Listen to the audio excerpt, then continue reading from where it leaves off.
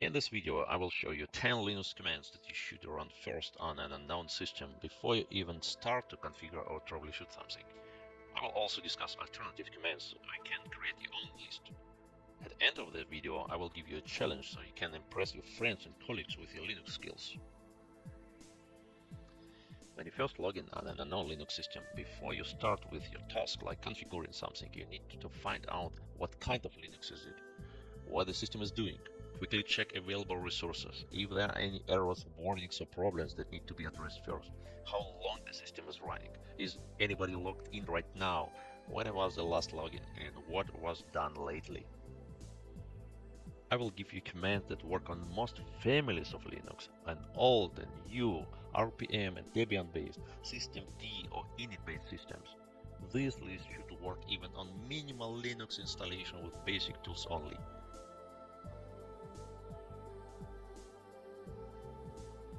This is the general purpose list. In other videos, I will show commands that you need to run first for troubleshooting or for investigation of suspected activity, so make sure you are subscribed to my channel to get notified when I post a new video.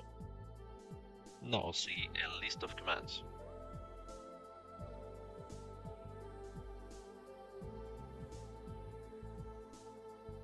Let's discuss each command. The very first command you should run is top. By default, top shows a list of processes sorted by CPU usage. Check if any of the processes consumes a lot of CPU. Now press a capital M to sort by memory usage. Press C to show the full command line of the processes. People usually forget to check the first lines of the top output, but it's also very important. You need to check for uptime, how many users are logged in, the load average, how many tasks are running, and if there are any zombie processes. Press 1 to see all CPU scores and their individual load.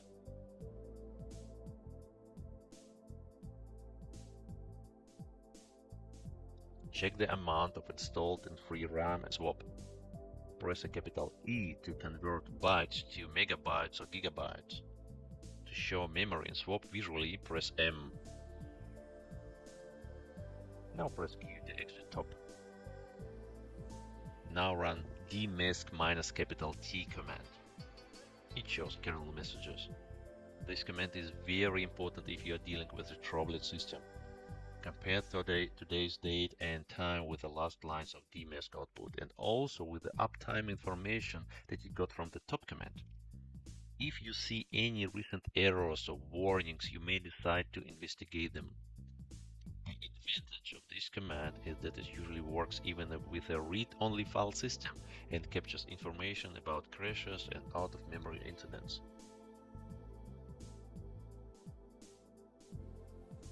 After these two commands, you already know if the system performs well or hits its limit.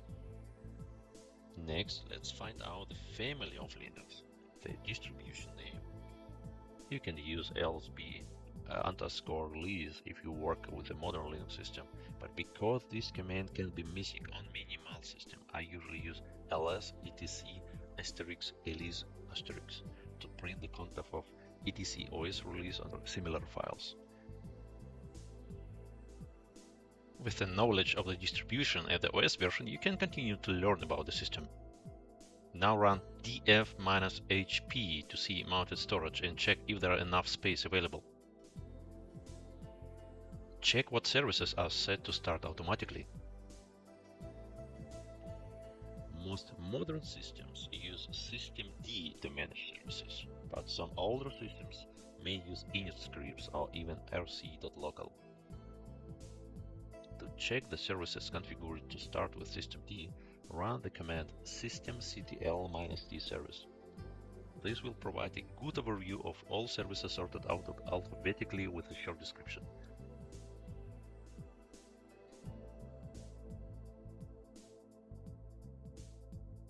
You can optionally check output of ls-ltr etc init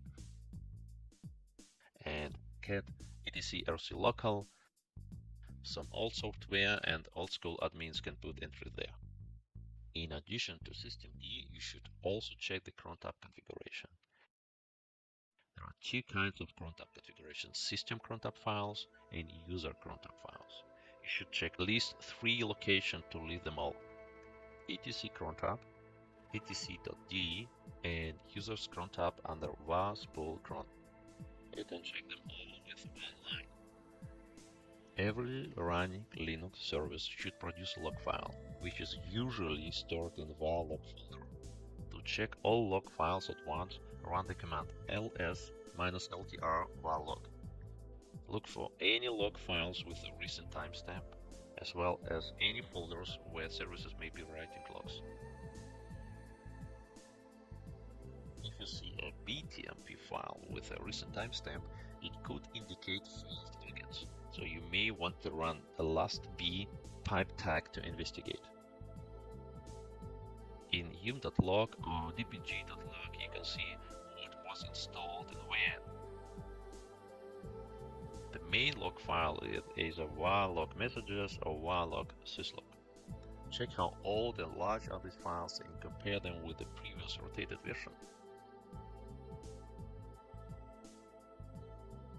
Next, you can use the netstart chilpin command to see a list of running services with the corresponding listening ports and program name. This can give you an idea of network services that are running on the system. Next, run the last pipe tag command to see a list of recent local and network logins, reboots, and shutdowns. If recent logins and your login name are the same, use history command to see what was previously done. To see history of other users, you need to check a hidden file name .bash_history or .zshell_history in their home directory. By running these commands, you should have a good understanding about system now. What is used for, which services are running, and what has been done previously.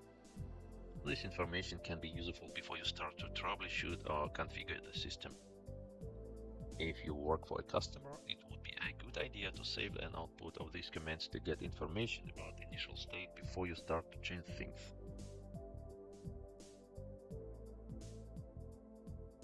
Now let's speak about alternatives to each command, how you can modify or extend this list for your needs.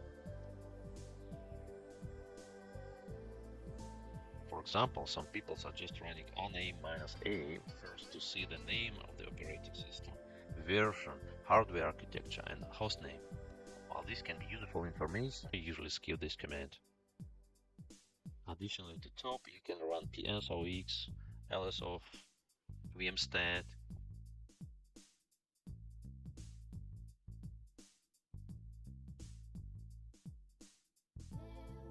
commands like iostat and dstat are not usually installed by default, therefore we cannot put it on our list. lsb_release is also a useful command for finding out the Linux distribution and version, but is not available on all systems in a minimal configuration. Other command that you may want to consider using instead of df-hp as find mnt-d.